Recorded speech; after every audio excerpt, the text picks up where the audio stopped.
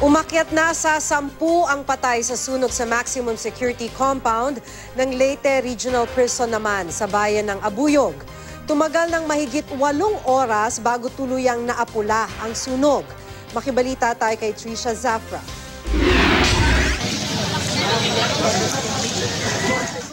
Sumiklab ang sunog sa maximum security compound ng Leyte Regional Prison sa bayan ng Abuyog pasado alas 4 ng hapon.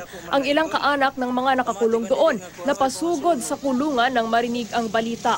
Pero nang makarating sa kulungan, hindi sila pinapasok. Tinatayang nasa 1,200 ang nakapiit sa naturang kulungan. Mabilis namang nakaresponde ang mga bumbero, pero dahil sa tindi ng sunog, nahirapan silang apulahin ito. Umakyat ito sa ika-5 alarma. 4 ang kumpirmadong patay sa sunog habang 8 ang nawawala. Hindi pa tiyak kung ano ang sanhi nito. Inilipat muna sa minimum security compound ang mga preso. Patuloy naman ang retrieval operations. Tumanggi munang magbigay ng pahayag ang pamunuan ng Leyte Regional Prison dahil gumugulong pa ang investigasyon na pag-alamang nasunog na rin ang kulungan noong 2013. Trisha Zafra, GMA News.